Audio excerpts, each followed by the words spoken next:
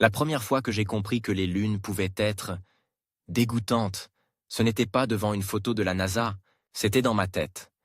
Imagine une cuisine parfaitement propre. Le carrelage brille, l'air sent le savon. Tu ouvres le frigo, confiant, parce que tu sais ce que tu cherches. Et là, au fond, derrière un pot de moutarde, une barquette oubliée, gonflée, vivante. Elle respire presque, tu la touches du bout des doigts. La surface est froide, mais quelque chose bouge sous la peau plastique, une pression douce, comme un ventre. Et soudain, tu comprends, ce frigo n'est pas juste un frigo, c'est un petit système solaire. Et cette barquette, c'est une lune. Tu voulais les plus étranges satellites des planètes? Tu es au bon endroit. Satisfaction immédiate. Mais maintenant, tu ne peux plus refermer la porte, parce que tu veux savoir ce qu'il y a derrière les autres étagères. Intérêt. Et au moment où l'odeur te monte à la gorge, une nausée te rappelle que le cosmos n'a aucune obligation d'être beau. Un soupçon de dégoût, juste assez pour te clouer sur place. Parce que là-haut, au-dessus de nos têtes, il existe des mondes qui ressemblent à des cicatrices, à des déchets, à des cadavres rapiécés, à des œufs fissurés, à des crânes, à des boules de glace qui saignent. Et le pire, c'est qu'ils tournent calmement, comme si tout était normal. Je vais te raconter une histoire en montée continue, une histoire où, plus on avance, plus les lunes deviennent impossibles à dévoir. Des lunes qui semblent sorties d'un cauchemar géologique, et à la fin, tu verras qu'on ne parle pas seulement de roches et de glace. On parle d'un message, d'un avertissement gravé dans l'orbite. Au début, on croit que les lunes sont des compagnons sages. Une planète, une lune, une danse. C'est romantique, c'est propre, c'est rassurant. Et puis on regarde Mars. Mars a 2 petites lunes, Phobos et Deimos, 2 noms de mythologie qui sonnent déjà comme une menace. La peur et la terreur. On pourrait croire à de simples cailloux capturés, 2 miettes gravitationnelles, sans importance. Et pourtant, si tu pouvais te tenir sur Phobos, tu aurais l'impression d'être sur un os rongé. Phobos est trop proche, beaucoup trop proche. Il rase presque le visage de Mars, à une distance qui, à l'échelle humaine, donnerait la sensation d'un plafond trop bas. Et cette proximité n'est pas un détail esthétique. C'est une condamnation. À chaque orbite, Phobos perd un peu de sa dignité. La gravité martienne le tire, le serre, le malaxe, comme si Mars avait posé une main énorme sur une éponge et la pressait lentement. Résultat, Phobos se fracture, il se strie, il se balafre. Sa surface est coupée par de longues fissures, des lignes qui ressemblent à des vergetures, ou à des entailles faites au couteau sur une peau trop tendue. Et ce n'est pas une métaphore poétique. Phobos est en train de se faire déchirer. Il tombe. Il spirale vers Mars. Pas d'un coup, pas aujourd'hui, mais inexorablement. C'est une chute au ralenti, la plus longue chute du système solaire dans sa catégorie. Une lente descente, comme un corps qui glisse vers un trou trop sombre. Un jour, Phobos franchira une limite invisible. La distance où un satellite n'est plus un objet, mais une proie. Là, il sera disloqué. Pas cassé, disloqué. Transformé en un anneau de débris autour de Mars. Un anneau né d'un démembrement, d'un effondrement. Imagine. Mars, la planète rouge, portant autour d'elle un collier fabriqué avec les restes de sa propre lune. Ce qui est étrange, ce n'est pas seulement la fin annoncée. C'est le sentiment que Phobos est déjà un cadavre qui bouge encore. Il orbite, il tourne, il obéit, mais il est blessé. Comme si la mécanique céleste avait laissé une créature vivante dans un piège, et que la créature continuait à marcher alors que l'issue est déjà écrite. Et maintenant, twist, la chute de Phobos est si régulière qu'on peut presque la mesurer comme un battement, comme un compte à rebours. Pas un compte à rebours hollywoodien, avec des explosions et de la musique. Un compte à rebours silencieux, sans spectateurs, qui se déroule depuis des millions d'années. Le genre d'horreur cosmique qui ne crie pas. Il murmure. Tu pourrais te dire, ok, c'est morbide, mais ça reste une petite lune, un caillou fissuré. Alors on change de décor, on quitte Mars et ses miettes. On va vers une planète qui, elle, a un véritable cortège. Uranus. Uranus est déjà étrange. Couché sur le côté, comme si quelqu'un l'avait violemment renversé. Ses saisons sont des déliriums lents, mais le plus dérangeant, ce n'est pas Uranus, c'est Miranda. Miranda est une lune qui ressemble à un accident qu'on aurait tenté de réparer avec des morceaux de plusieurs puzzles différents. Imagine un visage recousu. Ici, une cicatrice. Là, une peau d'une autre couleur. Plus loin, une plaque arrachée et remise à l'envers. Miranda, c'est ça, un patchwork cosmique. Quand on la regarde, on voit des falaises titanesques, des canyons, des terrains qui n'ont rien à faire ensemble. Comme si plusieurs mondes s'étaient percutés et qu'on avait recollé les débris, mais sans prendre la peine d'aligner les motifs. Et il y a surtout ces falaises, des falaises si hautes qu'elles défient l'intuition. Sur Miranda, tu pourrais tomber pendant de longues, longues secondes, et le sol viendrait te chercher très tard. Ce serait la chute la plus longue et la plus absurde de ta vie, dans un silence total, sans vent, sans oiseaux. Juste toi et le vide. Et cette impression que la lune t'a construit un précipice pour se moquer de tes réflexes humains. Pourquoi Miranda est comme ça? On soupçonne une histoire de violence ancienne. Un passé où la lune aurait été brisée, puis réassemblée par sa propre gravité. C'est une idée terrifiante quand on y pense sérieusement. Un monde qui explose, puis qui revient, non pas comme avant, mais comme une poupée rapiécée, un survivant, mais un survivant déformé. Et voici le détail qui rend la chose presque obscène. Si Miranda a effectivement été détruite puis recollée, alors ce que tu vois, à la surface, n'est pas un paysage. C'est une cicatrice. C'est le souvenir d'un choc gravé en relief. C'est une preuve que même les lunes peuvent passer par quelque chose qui ressemble à un traumatisme. On est encore dans le registre du cassé, du blessé. Mais l'étrangeté, elle, continue de monter.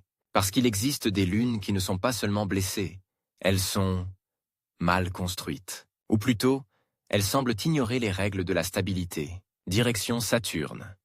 Là, tu t'attends à la beauté. Anneau parfait, lumière froide, élégance. Et c'est justement ce contraste qui rend la suite plus brutale. Parmi les dizaines de lunes de Saturne, il y en a une qui ressemble à un déchet spatial pétrifié. Hyperion. Hyperion n'est pas rond. Pas vraiment. Il n'a pas cette forme de sphère écrasée qu'on tolère chez les petits corps. Non. Hyperion a l'air d'une pomme de terre passée au papier de verre, puis mordue par un animal affamé. Sa surface est couverte de cratères profonds, si profonds et si serrés qu'on dirait une éponge. Une éponge cosmique. Un objet poreux. Un corps qui aurait dû s'effondrer sur lui-même, mais qui tient encore, comme un pain rassis plein de bulles. Et là vient le passage qui fait grincer les dents. Ces cratères sont si nombreux qu'on a l'impression que la Lune a été creusée. Encore et encore, jusqu'à devenir un objet presque creux, comme si Saturne gardait autour d'elle un morceau de matière qui n'a jamais été fini. Une Lune inachevée. Le plus étrange, pourtant, n'est pas sa peau, c'est sa manière de tourner. Hyperion ne se contente pas d'orbiter, elle tumble, elle bascule, elle tourne de façon chaotique, comme un objet qu'on a jeté en l'air sans lui donner d'axe stable. Imagine tenir un crâne dans tes mains et le faire rouler. Il s'arrête parfois sur une face, repart, hésite, repart encore. Hyperion, c'est cette hésitation, mais à l'échelle d'un monde, et le cerveau humain déteste ça. Parce que notre instinct veut des cycles, des rythmes, des rotations régulières. Une lune qui tourne n'importe comment. C'est comme une horloge dont les aiguilles se déplacent au hasard. Tu la regardes et tu sens une irritation primitive, une alarme intérieure. Quelque chose est faux. Et maintenant, petit twist mental. Si tu étais sur Hyperion, le ciel serait une torture. Saturne ne se lèverait pas au même endroit. Les étoiles ne feraient pas la même danse. Le monde entier te mentirait, minute après minute. Même l'ombre de ton propre corps deviendrait suspecte. Tu vois la progression? On est passé d'une lune qui tombe, Phobos, à une lune rapiécée, Miranda, à une lune éponge qui tourne comme un dé, Hyperion. Et ce n'est que l'entrée. Acte 1, c'est l'installation de l'idée.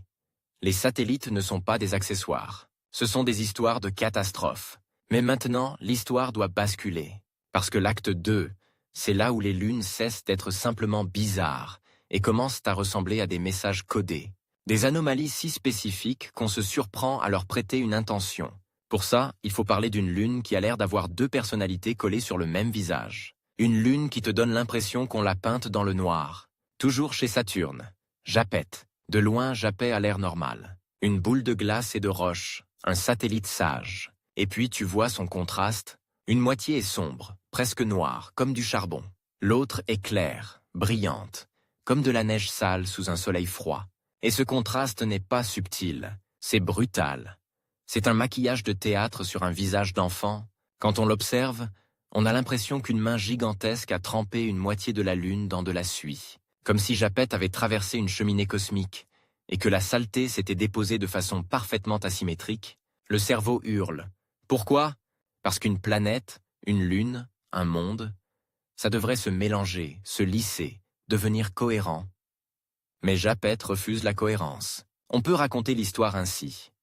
Japet avance sur son orbite et quelque chose, de la poussière, des particules sombres, s'accumulent. Surtout sur l'hémisphère avant, celui qui mène la course, comme si la Lune ramassait des insectes dans un pare-brise. Au début, c'est une fine couche, puis ça s'épaissit. Et une surface sombre absorbe plus de chaleur. Alors la glace autour commence à bouger, à migrer, à se redéposer ailleurs. Et la différence s'accentue. Une boucle, une réaction en chaîne, une malédiction thermique. Le résultat, c'est un monde qui semble porter une infection sur un côté, et une peau plus saine de l'autre. Une lèpre esthétique. La Lune bicolore. Mais attention, l'histoire ne s'arrête pas à sa couleur. Japet possède aussi une crête équatoriale, une sorte de dorsale, comme si quelqu'un avait posé une couture tout autour de son ventre. Imagine une balle qu'on aurait serrée avec un fil, laissant une marque en relief. Cette crête fait penser à une cicatrice géante, ou à la jointure d'un objet fabriqué, ce qui déclenche immédiatement, chez beaucoup de gens, une idée interdite. Et si c'était artificiel? Ce n'est pas le cas, mais le simple fait que la forme puisse le suggérer te montre à quel point Japet est une provocation pour l'imagination. C'est une lune qui pousse l'œil à inventer des complots. Une lune qui ressemble à un objet assemblé, et c'est là que l'acte 2 commence à serrer la gorge. Plus on avance, plus on réalise que les satellites ne sont pas juste étranges. Ils sont des pièges à interprétation, des Rorschach cosmiques. Chacun te force à projeter tes peurs et tes obsessions, parce qu'au fond, ce qui nous met mal à l'aise, ce n'est pas seulement la géologie, c'est l'idée que tout ça a eu une cause, et que les causes, dans l'espace, sont rarement tendres. Tu veux un autre détail qui gratte sous la peau? Imagine un futur lointain où l'on enverrait une caméra sur Japet, au ras du sol, là où l'ombre de la face sombre rencontre la face claire. La transition pourrait être si nette que tu aurais l'impression de traverser une frontière, comme un rideau. Un pas, et tu entres dans une nuit sale. Un autre pas, et tu reviens dans une lumière glacée. Une lune qui a une frontière. Et plus tu y penses, plus tu comprends que les lunes, ce sont des archives, des preuves, des scènes de crimes qui flottent autour des planètes. Elles gardent les impacts, les fractures, les reconstructions, les dépôts, les dérives. Elles gardent l'histoire de la violence. Sauf que l'histoire la plus violente, la plus dérangeante, n'est pas encore sortie du frigo.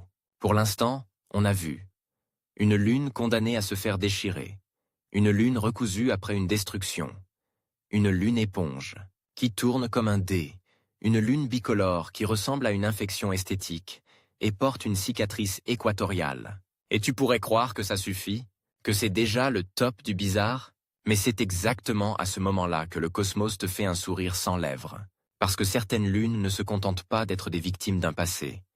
Elles sont des intruses, des étrangères, des objets qui n'auraient jamais dû être là, et qui pourtant orbitent tranquillement, comme si elles avaient falsifié leurs papiers. Et la plus inquiétante de toutes, c'est celle qui tourne autour de Neptune. Une lune qui ne suit pas les règles, même dans le sens le plus littéral, une lune qui remonte le courant comme un poisson mort qui nage encore. Mais avant de la rejoindre, il faut que tu gardes en tête une idée. Dans l'espace, étrange veut souvent dire temporaire. Ça veut dire en sursis, et les sursis finissent. Ce que tu as vu jusqu'ici, c'est l'acte I qui s'achève en se fissurant, puis l'acte 2 qui commence à chuchoter. Les lunes sont des présages.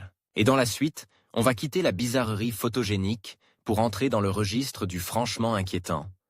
Des lunes qui crachent, qui saignent, qui possèdent des océans cachés, des mondes qui ont l'air d'avoir un pouls. Et surtout, une lune qui est une bombe à retardement orbital. La porte du frigo est toujours ouverte. L'odeur empire. Et au fond, derrière la moutarde, il y a un bocal qui bouge. La porte du frigo reste ouverte, et cette fois, tu n'attrapes plus une barquette oubliée. Tu attrapes un bocal. Un bocal lourd, opaque, dont le couvercle est rouillé. Et quand tu le secoues, Ce n'est pas un liquide qui clapote. C'est quelque chose qui gratte, comme si un organisme cherchait une sortie. Ce bocal, c'est Neptune. Et l'organisme dedans, c'est Triton. Triton n'est pas juste une lune. Triton est une anomalie qui a réussi à se faire adopter. Il tourne autour de Neptune dans le mauvais sens. Pas un peu de travers, pas une petite excentricité. À contre-courant, comme si tout le système avait décidé d'aller vers l'Est, et que Triton, lui, marchait vers l'Ouest, sans se justifier. Ce détail est déjà un drapeau rouge cosmique, parce qu'une lune née autour de sa planète respecte en général la danse. Triton, lui, se comporte comme un intrus, comme un corps qui n'aurait pas dû être là, et qui pourtant est resté. L'explication la plus glaçante, c'est qu'il n'est probablement pas né avec Neptune. Il aurait été capturé, arraché à une autre région du système solaire, peut-être au royaume des objets glacés au-delà. Maintenant, imagine la scène. Un monde entier, de la taille d'une lune massive, qui passe trop près d'une planète géante, la gravité de Neptune l'agrippe comme on attrape un passant par le col. Il ne s'échappe pas. Il est forcé de tourner, et pas dans n'importe quel sens, dans le sens qui trahit sa capture. Mais ce n'est que le début du cauchemar. Parce qu'une lune capturée, surtout sur une orbite rétrograde, n'est pas une lune stable. C'est une dette. Une dette gravitationnelle qui se rembourse avec des morceaux de monde. Triton descend, lentement, mais sûrement. Comme Phobos, oui. Sauf qu'ici, les proportions rendent le futur beaucoup plus spectaculaire et beaucoup plus violent. Un jour, Triton franchira la zone où Neptune cessera de le tolérer en tant qu'objet unique. Et alors, la planète le déchiquettera. Pas « il se cassera ». Non, Neptune l'étirera, le fragmentera. Le transformera en un anneau de débris gigantesque. Et si tu veux une image qui colle au palais, imagine un œuf dur écrasé dans un poing. Le blanc se fissure, le jaune éclate, et les morceaux glissent entre les doigts. Sauf qu'ici, l'œuf est un monde, et les doigts sont des champs de gravité. Twist. Cet anneau futur pourrait même être plus impressionnant que ceux de Saturne. Pendant un temps. Parce qu'un anneau né d'un massacre orbital, c'est un feu d'artifice de poussière et de blocs de glace, avant que tout retombe, se recolle, se réorganise. Triton est une catastrophe programmée dont la date est lointaine, mais dont la logique est déjà en marche. Et ce qui rend Triton encore plus perturbant, c'est qu'il ne ressemble pas à une victime passive. Il a une activité, un comportement, un truc qui ressemble à une respiration. Sur Triton, il existe des geysers. Pas des geysers comme en Islande avec de l'eau chaude, non. Des geysers glacés, des panaches qui jaillissent et qui déposent des traînées sombres à la surface. Une lune gelée qui crache dans le vide. Une peau blanche maculée de marques comme des traces de brûlure. Et là, le malaise se déplace. On n'est plus devant une cicatrice, mais devant un corps qui excrète. Devant un monde qui a des jets. Comme si la lune avait des pores et qu'elle transpirait. Tu vois ce que ça fait au cerveau ? On commence à parler des lunes comme d'organismes. Et ça, c'est dangereux. Parce qu'à partir de là, chaque détail devient viscéral. Et justement, si Triton est un bocal qui gratte, il y a dans le système solaire une autre lune qui ressemble à une plaie ouverte. On quitte Neptune et on revient vers Jupiter. Et là, l'espace cesse d'être froid dans ta tête. Il devient brûlant. Io est la lune qui te fait comprendre que solide est un mot fragile. Io est un monde volcanique, mais pas au sens où on l'entend sur Terre. Sur Terre, un volcan, c'est un événement. Sur Io, c'est une ambiance, c'est l'état normal du décor. Imagine une sphère couverte de taches. Jaune, rouge, noir. Comme une peau malade. Comme une orange tombée dans des cendres. Et maintenant, imagine que cette peau se soulève parfois en panaches gigantesques. Des éruptions qui projettent de la matière si haut qu'on pourrait les voir de loin. Comme des blessures qui saignent dans l'espace. Pourquoi Io est comme ça ? Parce que Jupiter ne la laisse jamais tranquille. Et ce n'est pas seulement Jupiter. C'est aussi le jeu gravitationnel avec d'autres lunes. Io est prise dans une sorte de bras de fer cosmique. Sa forme est tirée, comprimée, relâchée, tirée encore. Comme un stress répété sur une articulation. Sauf que l'articulation, c'est une lune entière. Cette flexion permanente chauffe l'intérieur. Ça le fait fondre. Ça le rend instable. Et le résultat, c'est que Io est une usine à lave. Le plus choquant, c'est d'imaginer la surface. Sur Terre, tu peux marcher sur une roche solide et te dire qu'elle a tenu des millions d'années. Sur Io, tu pourrais marcher sur une croûte qui a été fabriquée récemment et qui pourrait être recouverte demain. Un monde qui se repeint tout seul à coups d'éruption. Et voici l'image qui dérange vraiment. Si Io était à la distance de la Lune, dans notre ciel, elle ne serait pas un disque tranquille. Elle serait une boule constellée de changements. Parfois, tu verrais un panache, parfois une tache nouvelle. Un monde qui n'arrête pas de se scarifier. Twist, plus un monde est actif, plus il efface ses propres traces. Io est tellement vivante géologiquement qu'elle efface ses cratères d'impact, elle gomme son passé. Elle refuse d'être une archive stable. Ce n'est pas un musée, c'est un chantier en feu. Et là, dans le récit, quelque chose se retourne. Jusqu'ici, les lunes étranges semblaient apporter des cicatrices du passé, des signes de catastrophes anciennes. Io, elle, te dit, la catastrophe peut être le présent permanent, la violence peut être quotidienne, et si une lune peut être une usine à lave, une autre peut être un réservoir d'eau cachée, une promesse ou une menace. Parce que l'eau, dans l'espace, ça n'est jamais seulement de l'eau, c'est une tentation. On glisse vers un autre type d'étrangeté, plus sourde, plus inquiétante, parce qu'elle se cache sous la glace comme une pensée sous un sourire. Europa. Europa est l'une des lunes qui te donne le vertige d'une manière différente. Pas par l'horreur visuelle immédiate, mais par l'idée. Europa ressemble à une boule de glace striée, parcourue de lignes, de fractures, de motifs qui évoquent une coquille fissurée, et sous cette coquille, beaucoup soupçonnent un océan. Un océan, pas un lac, pas une flaque. Un océan global, enfermé sous des kilomètres de glace, maintenu liquide par des forces invisibles. Un océan dans le noir. Un océan sans soleil. Et c'est là que le frigo devient vraiment insupportable. Parce que tu comprends que le système solaire n'est pas seulement un cimetière de roches. Il peut contenir des environnements où la chimie fait des choses intéressantes. Et intéressante, dans ce contexte, veut dire potentiellement vivante. Mais attention au twist. Si cet océan existe, il n'est pas une piscine paisible. Il est sous pression. Il est couvert par une croûte qui craque et se referme. Un monde où la surface se fracture comme une vitre sous contrainte. Et si la glace bouge, si elle se tord, si elle se casse, alors l'océan et la surface échangent peut-être des matériaux? Traduction émotionnelle. Europa serait un monde qui respire par ses blessures, pas avec des geysers spectaculaires comme Triton, plutôt avec des fissures, des échanges, des cicatrices actives. Une lune qui aurait des veines. Et si tu veux une image qui te reste sur la langue, imagine une banquise gigantesque, mais à la place des craquements secs et du vent, tu as le silence absolu, et en dessous, un noir liquide qui appuie, qui attend. Tu es au-dessus d'un océan qui ne voit jamais le ciel. Tu marches sur un couvercle, sauf que tu n'es pas le seul à marcher sur un couvercle.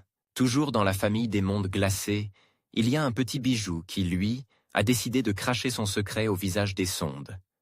Encelade. Encelade, c'est la lune de Saturne qui semble trop petite pour être aussi active. Elle est blanche, brillante, presque innocente vue de loin. Et puis tu regardes son pôle sud. Des fissures, des stries, des zones qui ont l'air plus chaudes. Et surtout, des jets. Des jets d'eau glacée, projetés dans l'espace, si puissants qu'ils nourrissent un anneau entier de Saturne. Ce n'est pas une jolie fontaine, c'est une fuite. Une fuite énorme, régulière, presque comme si la Lune avait un robinet mal fermé. Et là, ton cerveau fait un pas de côté. Une Lune qui perd de la matière en continu devrait, à long terme, s'épuiser. Et pourtant, elle continue. Elle continue parce que quelque chose en dessous pousse encore. Une source, une pression, une mécanique interne, un système. Le dégoût, ici, est subtil mais réel. Parce que les jets d'Encelade, ce n'est pas juste de la glace. C'est de la matière provenant de l'intérieur. C'est comme si la Lune crachait son propre sang congelé. Comme si elle te montrait directement ce qu'elle a dans les entrailles.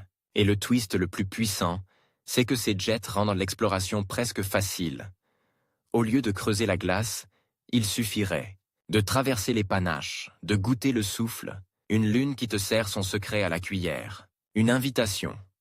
Et une invitation, dans l'espace, est toujours suspecte.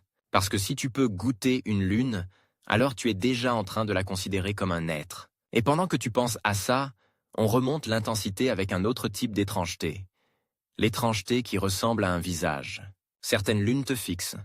Chez Saturne encore, il y a Mimas. Mimas est célèbre pour une raison simple et incroyablement dérangeante. Un cratère gigantesque qui lui donne l'air d'avoir un œil, un œil noir et rond, planté dans une face pâle. Ce n'est pas juste drôle, c'est profondément inconfortable, parce que la taille du cratère suggère que Mimas a frôlé l'annihilation. Un impact assez violent pour creuser une blessure énorme, et pourtant la Lune est restée intacte, comme si elle avait survécu à une exécution ratée. Regarde l'image mentale. Un petit monde qui a reçu un coup si fort qu'il aurait dû éclater, et qui, au lieu de ça, se promène avec une orbite régulière, en portant sa blessure comme un masque. Comme si sa survie était une erreur administrative du cosmos. Et là, ton cerveau relie les points. Phobos tombe vers sa mort. Triton descend vers une future dislocation. Mimas a déjà failli mourir. Miranda a peut-être explosé puis s'est recollée. Les lunes, tu le comprends maintenant, vivent au bord. Elles sont des équilibres instables, des survivantes, des condamnées, des victimes. Mais l'acte 2 doit encore monter, parce qu'il manque une forme d'horreur. Celle qui ne vient pas d'une blessure, ni d'un geyser, ni d'un volcan, mais d'une forme impossible, une forme qui ressemble à une blague. Sauf que ce n'est pas une blague, c'est réel, et ça orbite tranquillement autour de sa planète comme si de rien n'était. On va chez Saturne, encore, mais cette fois, ce n'est pas une lune archive, c'est une lune gag, une lune qui ressemble à un objet de bureau. Pan est minuscule à l'échelle des grandes lunes, mais il a une silhouette qui semble presque fabriquée. Il possède une sorte de bourrelet équatorial, une arête autour de son milieu, comme si on avait pressé une pâte et qu'elle avait gonflé sur les côtés. Pan ressemble à un ravioli, à une bouée, à un petit dumpling orbital, et c'est là que l'étrangeté devient presque insultante. Tu as des mondes qui brûlent, d'autres qui suintent, d'autres qui sont condamnés. Et au milieu, tu as une lune qui semble dire « Je suis un objet absurde ». Une lune qui a la forme d'un jouet, mais ce n'est pas juste esthétique. Pan vit dans une division des anneaux de Saturne, un couloir ouvert dans la matière, et sa présence est liée à cette structure. Comme si cette petite chose sculptait l'environnement, ou en était sculptée. Elle est minuscule, mais elle impose une signature dans un système immense. Et là vient le twist narratif. Tu réalises que, dans le système solaire, la taille n'est pas proportionnelle à la bizarrerie. Les petites lunes peuvent être les plus étranges, les plus non intuitives, parce qu'elles sont modelées par leur environnement comme des grains de sable dans une tempête. À ce stade, le frigo cosmique n'est plus un endroit où tu regardes. C'est un endroit où tu te sens regardé, testé, provoqué. Et maintenant, je te pose une question sans te laisser le temps de répondre. Qu'est-ce qui est plus perturbant? Un monde qui crache des geysers, parce que tu peux expliquer pression, chaleur, glace, ou un monde qui tourne à l'envers et qui est condamné à se faire déchirer, parce qu'il révèle une capture, un kidnapping gravitationnel, une histoire de violence orbitale? Si tu as choisi la deuxième option, parfait, parce que le prochain pas est encore pire. Il ne s'agit plus seulement d'un satellite capturé, il s'agit d'un satellite qui est en train de réécrire le destin de sa planète, ou du moins, de menacer son équilibre. Et c'est là qu'on se rapproche du cœur dramatique. La sensation que les lunes ne sont pas des décorations. Ce sont des forces actives, des saboteurs, des déclencheurs. On a vu la chute lente, la destruction future, les geysers, les volcans, les océans sous glace, les visages cicatrices, les formes absurdes. L'acte 2 est maintenant chargé comme un ciel avant l'orage. Mais il manque encore une chose pour que ça devienne vraiment insoutenable. Une lune qui transforme la planète qu'elle accompagne, en un théâtre de marée, en un instrument de torture géologique, une lune qui est un moteur, pas juste un satellite. Et ça nous attend autour de Jupiter, dans l'ombre des marées, là où l'espace serre les mondes comme on serre une plaie. Tu sens l'orage monter, mais ce n'est pas un orage de nuages, c'est un orage de gravité. Un truc qui ne fait pas de bruit, qui ne produit pas d'éclairs visibles, et qui pourtant tord les mondes comme on tord une éponge pleine d'eau sale. Là, on entre vraiment dans le ventre du récit, parce qu'il existe des lunes qui ne se contentent pas de survivre aux forces d'une planète. Elles les exploitent. Elles se branchent dessus, elles deviennent des machines. Et quand une lune devient une machine, l'espace n'est plus un décor. C'est un mécanisme. On retourne vers Jupiter, mais cette fois, on ne s'arrête pas à Io. On descend d'un cran plus bas, plus froid, plus sournois. Ganymède et Callisto. Et surtout, l'idée que même une lune peut posséder une chose qu'on associe d'habitude aux planètes, un champ magnétique. Ganymède est énorme. C'est la plus grande lune du système solaire, plus grande que Mercure. Déjà, ça te dérange, parce que le mot lune devrait évoquer quelque chose de secondaire, de petit. Mais Ganymède contredit le dictionnaire par sa simple présence. C'est une lune qui a la carrure d'une planète. Et ce qui la rend réellement étrange, c'est qu'elle ne se contente pas d'être grosse. Elle possède son propre champ magnétique intrinsèque.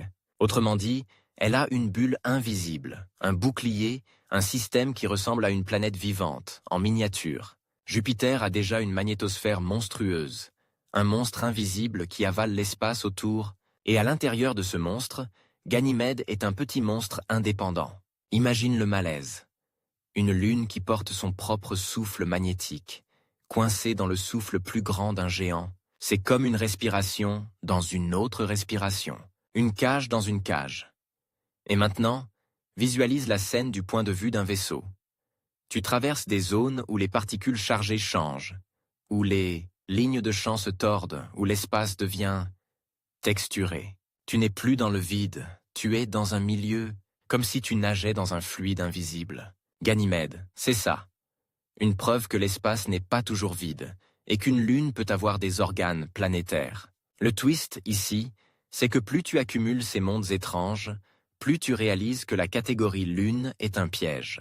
Certaines sont des cailloux condamnés, d'autres sont des mondes complets, d'autres encore sont des laboratoires, et si Ganymède te perturbe par sa planétité, Callisto te perturbe par son inverse.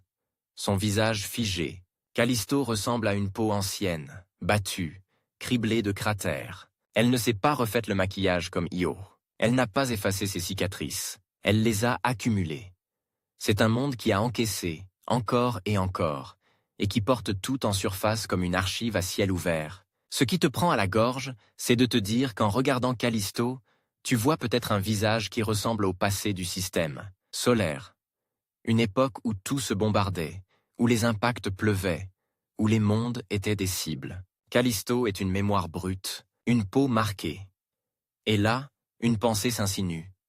Si certaines lunes cachent des océans sous la glace, et si d'autres possèdent des champs magnétiques, alors la frontière entre morte et active n'est pas là où on croyait. C'est ici que l'acte 2 bascule vers son point le plus tendu.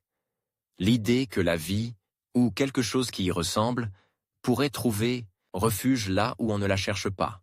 Pas sur les planètes habitées, pas dans les zones confortables, mais dans les entrailles glacées, sous des kilomètres de croûte, dans le noir. Et maintenant, on va pousser cette idée dans un endroit où elle devient presque obscène. Un monde qui ne se contente pas d'avoir une croûte fissurée, mais qui semble posséder un calendrier de convulsions. On retourne chez Saturne, et on prend une lune qui, à première vue, te paraît belle. Trop belle. Lisse, voilée, mystérieuse, une lune enveloppée. Titan. Titan est une lune qui fait peur pour une raison simple. Elle a une atmosphère épaisse, une vraie atmosphère, dense, avec des couches, des brumes, un ciel. Déjà, ça te désoriente, parce que tu associes l'atmosphère à la terre, à la respiration, au vent. Titan te dit, une lune peut avoir un ciel. Mais ce ciel n'est pas un ciel qui te rassure. Il est chargé de brumes orangées, de molécules organiques, d'une chimie qui, vue de près, ressemble à une soupe. Et au sol, Titan n'a pas seulement de la glace. Il a des lacs, des mers. Sauf que ce ne sont pas des mers d'eau. Ce sont des mers d'hydrocarbures, des lacs de méthane et d'éthane liquide. Tu sens le dégoût revenir. Pas à cause de la saleté, mais à cause du décalage. Des lacs qui ressemblent à des lacs terrestres, mais qui ne seraient pas buvables, pas baignables, pas vivables comme on l'entend. Une imitation. Un faux jumeau. Imagine que tu te penches au bord d'un lac et que l'odeur n'est pas celle d'une algue, mais celle d'un carburant froid. Imagine un rivage où le liquide est un hydrocarbure, où les vagues sont des vagues de méthane. C'est la Terre, sans la Terre. Titan, c'est un miroir déformant, une planète miniature qui joue au cosplay de monde habitable, tout en restant toxique pour nous. Une lune qui te montre qu'il existe des versions alternatives de la familiarité. Et voilà le twist qui fait monter la tension. Titan, comme Europa et Encelade, te pousse à penser chimie complexe, à penser prébiotique, à penser quelque chose pourrait se produire là, mais plus tu penses à ça, plus tu réalises que le mot vie n'est pas forcément une promesse. Ça peut être une menace conceptuelle. La preuve que l'univers fabrique des surprises dans des endroits qui te dégoûtent, Le récit, maintenant, doit devenir plus serré, parce qu'on a parlé de chaleur, de champs magnétiques, d'atmosphère, de lacs de carburant. Mais il manque encore une chose, quelque chose de presque mythologique. Une lune qui est un puzzle géométrique. Et quand je dis géométrique, je ne parle pas d'une jolie symétrie. Je parle d'un objet qui semble n'avoir aucune raison d'exister. Voici l'un des moments où tu sens ton cerveau se contracter. Les lunes de Mars, Phobos et Deimos sont des patates. Hyperion est une éponge, Pan est un ravioli, d'accord? Mais il existe une lune qui ressemble à un bibelot de science-fiction.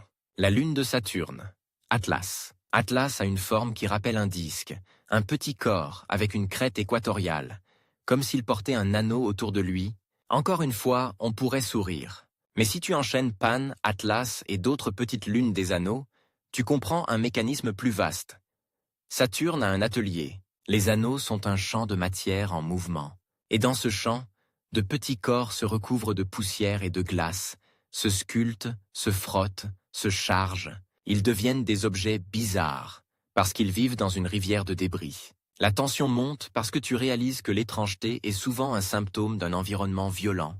Les anneaux, c'est du sable orbital. Et ces petites lunes, ce sont des galets façonnés par une tempête permanente. C'est beau, oui, mais c'est aussi un cimetière en mouvement.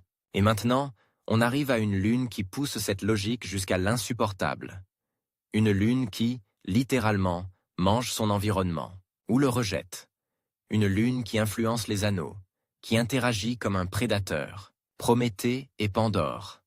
Deux petites lunes de Saturne qui gardent un anneau, qui le sculptent, qui le confineraient par leur perturbation gravitationnelle. Le résultat, c'est une vision presque dérangeante. Un anneau qui ressemble à une corde, tenue en place, modelée par des forces invisibles, comme une cicatrice de lumière autour de la planète, maintenue par deux petites choses qui passent et repassent, comme des mains qui lissent une plaie. Et là, un twist émotionnel. Plus on regarde ces systèmes, plus on se rend compte que les lunes ne sont pas seulement des objets, ce sont des acteurs. Elles façonnent l'espace autour d'elles, elles écrivent, en gravité, sur la matière. Ce que tu croyais être un décor, les anneaux, devient un texte écrit par des lunes. Et le troisième acte, il commence à se dessiner. Si les lunes sont des acteurs, alors certaines d'entre elles pourraient être dangereuses. Et pas parce qu'elles vont tomber, mais parce qu'elles portent en elles des réactions en chaîne. Pour arriver à ça, je dois te donner une sensation précise, celle d'un monde qui se fissure non pas comme un accident, mais comme un comportement. Un monde dont la surface ressemble à une coquille qui se craquelle d'une manière trop organisée. On revient à Europa un instant, mais uniquement pour faire passer le relais à quelque chose de plus intense. Une lune qui, au lieu de cacher son océan, le projette en panache visible, chez Jupiter. Europe est la promesse. Chez Saturne, Encelade est la fuite. Mais chez Jupiter, il y a aussi une lune qui change le ton.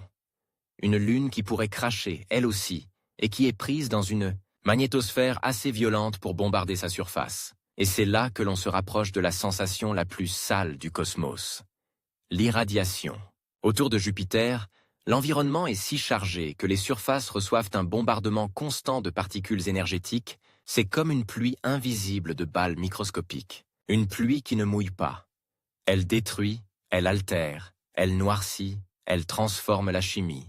Tu imagines une surface glacée qui se fait frapper encore et encore, et qui change non pas par la météo, mais par l'électricité cosmique, comme si la planète possédait un four micro-ondes géant autour d'elle, et que ses lunes passaient dedans à chaque orbite. Le dégoût, ici, est celui de la contamination.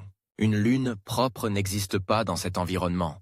Tout est irradié, tout est altéré, et c'est exactement ce qui rend la suite terriblement efficace narrativement.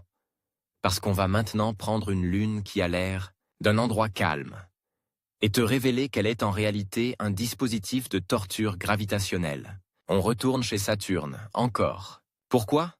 Parce que Saturne a une lune qui pourrait être la plus propre en apparence, mais dont l'histoire est un cauchemar thermique. Thétis ? Dionée ? Rhea ? Non ?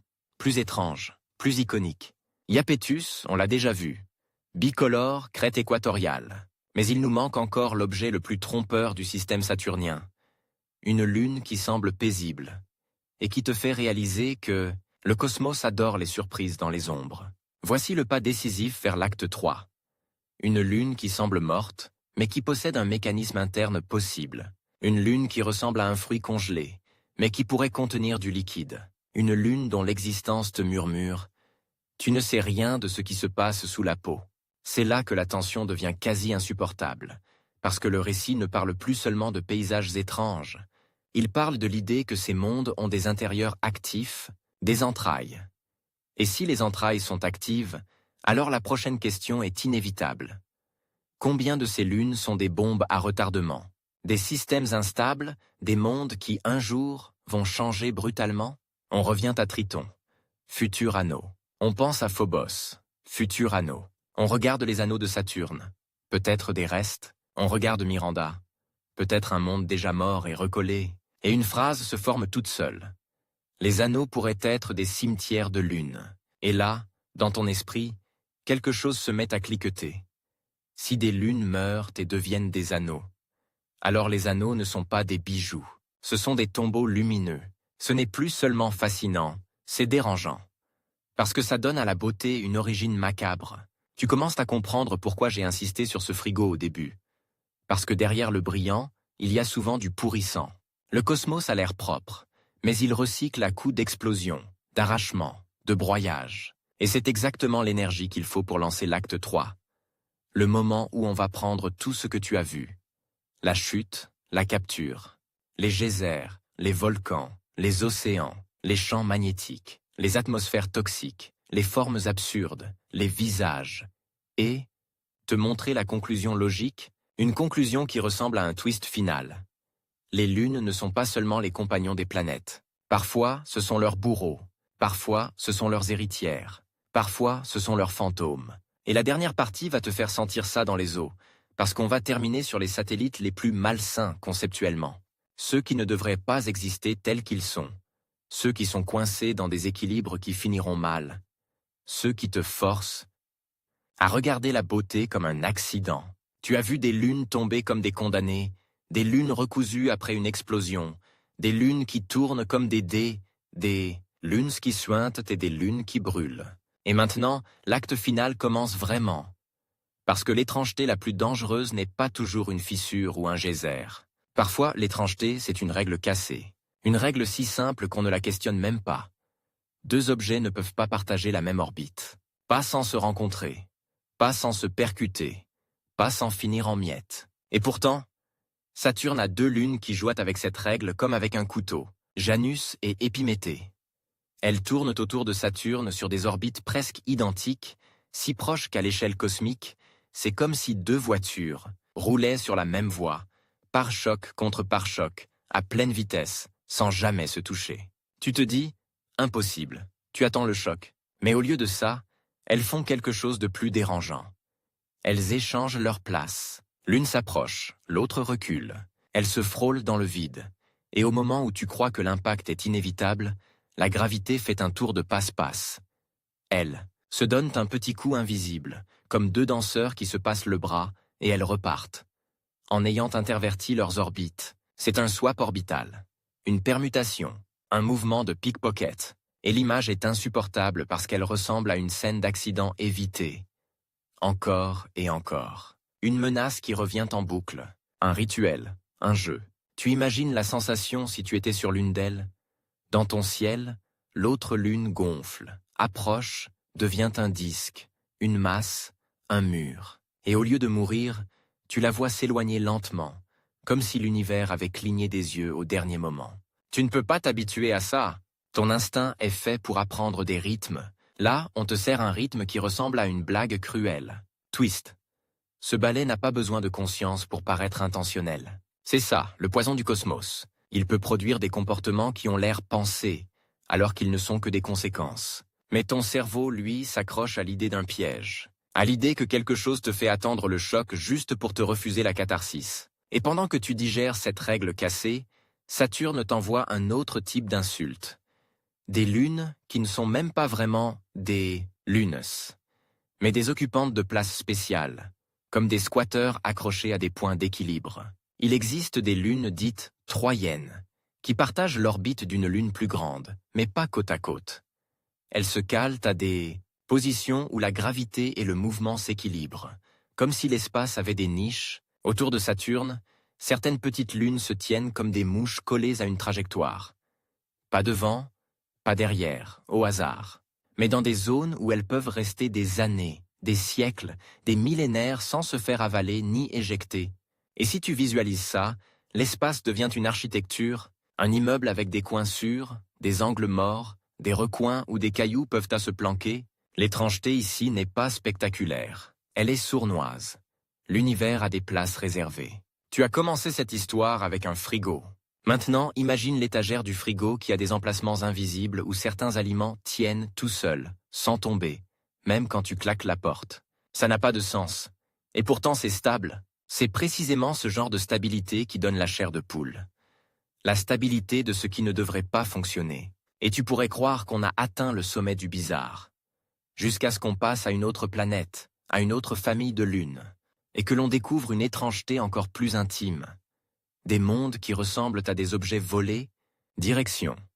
L'ombre extérieure de Saturne. Phébé. Phébé est une lune irrégulière, sombre, à l'allure de roche sale. Ce n'est pas une perle brillante comme Encelade. C'est une pierre qui a l'air de venir d'ailleurs. Un morceau de nuit. Ce qui la rend perturbante, ce n'est pas seulement sa couleur ou sa forme, c'est son attitude. Elle orbite loin, et elle orbite mal, comme un corps capturé. Une étrangère. Elle ressemble au genre de choses que Saturne aurait attrapé au passage, comme on accroche un manteau trouvé dans la rue. Et l'idée qui s'insinue est presque répugnante. Un géant gazeux peut faire ça. Il peut kidnapper. Il peut transformer des objets errants en prisonniers orbitaux. Tu revois Triton, capturé par Neptune, condamné à se faire déchirer un jour. Mais ici, le twist change la sensation.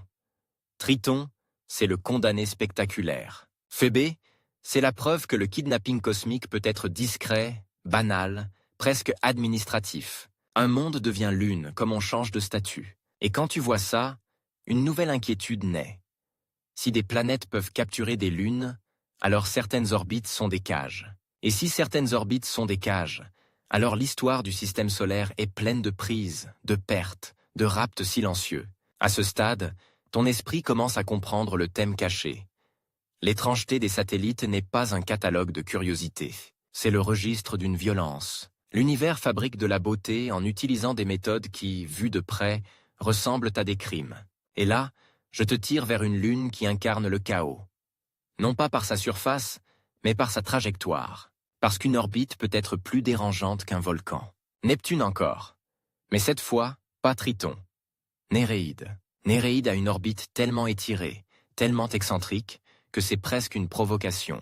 Au lieu de tourner à une distance raisonnable, elle passe parfois très loin, puis revient beaucoup plus près, comme un animal nerveux, qui s'éloigne et revient encore et encore, incapable de choisir. Si Triton te faisait peur parce qu'il allait vers sa mort, Néréide te fait peur parce qu'elle a l'air de survivre dans un état d'instabilité chronique. Sa trajectoire ressemble à un battement irrégulier, et un battement irrégulier, même quand il est mathématique, déclenche la même réaction qu'un cœur qui saute un coup. Une alarme primitive. Le twist, c'est que tu ne peux pas t'empêcher de lier ça à Triton. Comme si l'arrivée de Triton, ce corps massif capturé, avait bouleversé l'ancien système, avait secoué les autres, avait expulsé, tordu, déstabilisé, une lune capturée, et autour, les autres deviennent des témoins traumatisés, jetés sur des trajectoires bizarres. Encore une fois, l'étrangeté n'est pas isolée. Elle fait système, elle se propage, et puis, on arrive au point où le mot lune s'effondre complètement. Le point où tu comprends que certaines lunes ne tournent pas autour de leur planète comme des accessoires. Elles forment une paire. Une danse à deux. Pluton et Charon. Oui, Pluton n'est plus classé comme planète principale dans beaucoup de classifications modernes. Mais c'est justement ça, le twist, final parfait. Quand tu descends dans les marges, tu trouves les cas les plus étranges, les règles les moins respectées. Et si tu veux, les satellites les plus étranges, il faut accepter de regarder là où les catégories deviennent floues. Charon est souvent appelée la lune de Pluton, mais leur relation ressemble moins à planète plus satellite qu'à un couple verrouillé. Les deux objets sont si proches en masse relative que leur point de rotation commun, leur barycentre, se trouve en dehors de Pluton. C'est comme si Pluton n'était pas le centre de sa propre danse. Imagine ça en image viscérale. Tu penses tenir un poids au bout d'une corde, et tu découvres que le poids n'est pas au bout. Il est partagé. C'est toi qui tournes aussi. Le maître et le compagnon tournent ensemble, liés par une gravité qui refuse la hiérarchie. Et ce n'est pas tout. Autour de ce duo, il existe un petit chapelet de minuscules lunes, des noms qui sonnent comme des murmures. Styx, Nyx, Kerberos, Hydra, des objets qui orbitent dans un environnement déjà étrange, comme des miettes autour d'un couple qui n'a pas décidé qui commande. Là, le dégoût revient sous une forme mentale. La sensation d'un système mal rangé.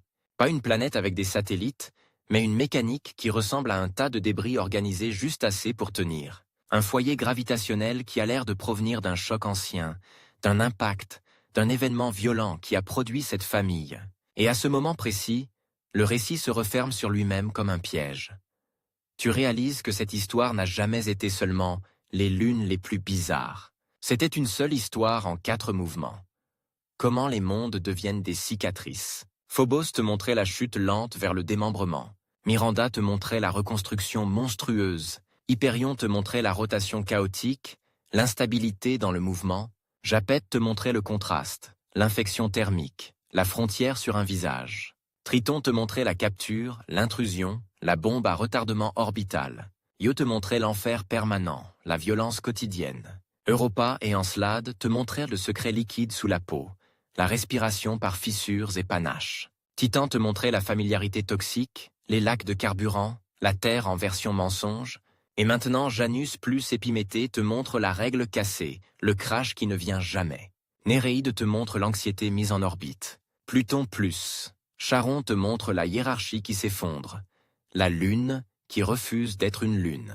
Et voici le dernier twist, celui qui fait tout basculer en arrière dans ta poitrine. Ce que tu appelles étrange, ce n'est pas une collection de curiosités, c'est une propriété fondamentale du système solaire. Il est le produit de collisions, de captures, de marées, de fractures, de pressions. Les planètes ont des lunes, parce qu'elles ont été frappées, parce qu'elles ont arraché, parce qu'elles ont avalé, parce qu'elles ont raté la destruction de justesse. Les lunes ne sont pas les bijoux des planètes. Les lunes sont leurs témoins. Et parfois, leurs victimes, et parfois, leurs assassins lents. Reviens à l'image du début. Le frigo propre. Le carrelage qui brille. Cette illusion de sécurité. Et puis, au fond, la barquette gonflée, cette chose qui aurait dû être jetée depuis longtemps, mais qui est restée, qui a fermenté, qui a continué à exister dans le froid. Le système solaire, c'est exactement ça. Une cuisine cosmique où tout semble ordonné à distance. Des orbites élégantes, des anneaux magnifiques, des planètes alignées. Et quand tu ouvres la porte, quand tu regardes de près, tu trouves les détails qui te retournent l'estomac. Un monde qui tombe vers sa mort, un autre qui tourne à l'envers, un autre qui crache, un autre qui brûle, un autre qui a des mers de carburant, un autre qui échange son orbite comme on échange un masque. Et si tu as tenu jusqu'ici, tu as ce que tu étais venu chercher, la promesse du titre tenue jusqu'au bout. Mais tu as aussi autre chose, plus rare, une sensation. La sensation que l'univers n'a pas été conçu pour être confortable. Il a été forgé, tordu, bricolé. Il tient non pas parce qu'il est propre, mais parce qu'il est stable malgré le sale. Alors la prochaine fois que tu lèveras les yeux vers le ciel en pensant à la lune, à cette boule familière, propre, poétique, rappelle, toi que dans la même famille d'objets, quelque part, il existe une éponge qui tourne comme un dé, un monde qui suinte, un autre qui brûle, un couple qui refuse d'avoir un centre et 2 cailloux qui échangent leur orbite pour éviter de se tuer. Et ça, c'est peut-être la chose la plus troublante de toutes. Dans le cosmos, même les règles ont des cicatrices.